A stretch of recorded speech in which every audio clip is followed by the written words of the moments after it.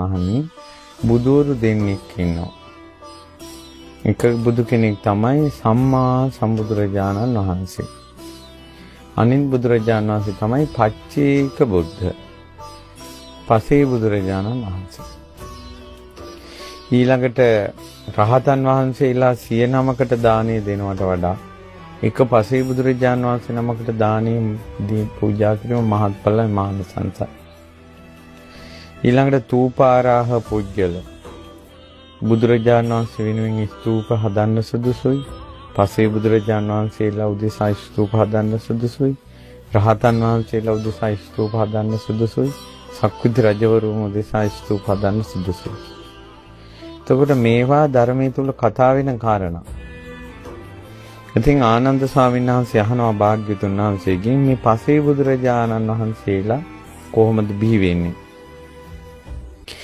බුදුරජාණන් වහන්සේ දේශනා කරනවා ආනන්ද පසේ බුදුරජාණන් වහන්සේලා කියන්නේ කලින් බුද්ධ ශාසනවල බොහෝ පින් කරපු අය.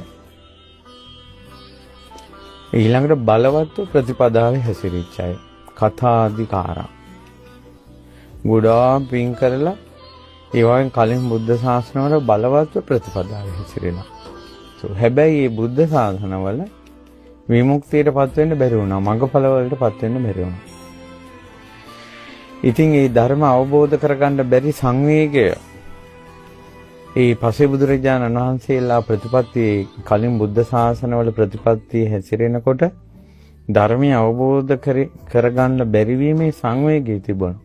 බුදුවරු නැතිව තියුණු කරපු ප්‍රඥාවෙන් පුංචි කාරණාවෙන් සංවේගයටපත් වෙලා පුංචි අරමුණෙන් ජීවිතේ අවබෝධ කරගෙන පසේ බුදු බවට පත් වෙනවා. පසේ බුදු බවට පත් වෙන්නේ පුංචි කාරණාවක්. පසේ බුදුවරු කියන්නේ සුවසේ තමයි පසේ බුද්ධත්වයට පත් වෙන්නේ. පසේ බුදුවරුන් දසමාර සේනා පරාජයටපත් කිරීමක් නැහැ.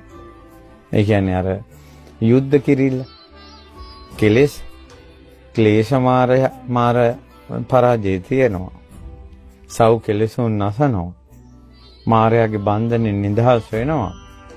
නමුත් අපේ බුදුරජාණන් වහන්සේ බෝධි මණ්ඩපයේ කරපු යුද්ධේ ඒ වගේ යුද්ධයක් පස්සේ බුදුවරුන් නැහැ. ඒකයි සුවසේ ධර්මය අවබෝධ කරනවා. අවබෝධ කරනවා සුවසේ. හැබැයි කලින් බුද්ධ ශාසනවල බලවත්ව ධර්මයේ හැසිරුණා. ඒකනේ කියන්නේ ගතපච්චා ගතවත පුරනවා කියලා. අපි ඉදිරියට පිළිවෙත් කතා කරමු. ඊට පස්සේ බුදුරජාණන් වහන්සේ දේශනා කරනවා මේ සබ්බේහි ලෝකම්හි මමන්ට අපේත්වා මේ සියලු ලෝකේම තථාගතයන් වහන්සේ හැර පසේ බුදුරජාණන් වහන්සේ ගැන හරියට විස්තර කරන්න පුළුවන් කෙනෙක් නැහැ කියලා. සම්මා සම්බුදුරජාණන් වහන්සේ හැර මේ පසේ බුදුරජාණන් වහන්සේලා ගැන වර්ණනා කරන්න පුළුවන් කෙනෙක් නැහැ කියලා. ඒකයි මං කිව්වේ මේ පසේ බුදුරජාණන් වහන්සේලා ගැන අපිට විස්තර ඉගෙන ගන්න ලැබෙනවා කියන්නේ බුදුරජාණන් වහන්සේගේ සම්බුදු ඥාණයට තමයි අපි මේ පැහැදෙන්නේ. බුදුරජාණන් වහන්සේ නමකට විතරක් විස්තර කරන්න පුළුවන් මේ විශේෂ කාරණාවක් තමයි අපි සවන් දෙන්නේ. එතකොට මේ ධර්මයේ සවන් දීම සුවිශේෂයි. මොකද මේ විදිහේ දහම් විග්‍රහයක් සාරිපුත්ත මහ රහතන් වහන්සේට කරන්න බෑ. මොගලන් මහ රහතන් වහන්සේට කරන්න බෑ. ඊළඟට ආනන්ද ස්වාමීන් වහන්සේට කරන්න බෑ. 80 මහා ශ්‍රාවකයන් වහන්සේලාටම මේ පසේ බුදුවරු ගැන කරන දහම් විග්‍රහය කරන්න බෑ. ඒක බුදුරජාණන් වහන්සේට විතරයි කරන්න පුළුවන්. ඒ නිසා මේ පසේ බුදුරජාණන් වහන්සේලා ගැන ඉගෙන ගන්නවා කියන එක සුළු කොට තකන්න එපා. ආනන්ද ඒ පසේ බුදුරජාණන් වහන්සේලා තමා විසින්ම ධර්මය අවබෝධ කරගන්නවා. අවබෝධ කරගෙන ඒ ධර්මය අවබෝධ වෙච්ච විදිය උදාන වාක්‍යකින් ප්‍රකාශ කරනවා.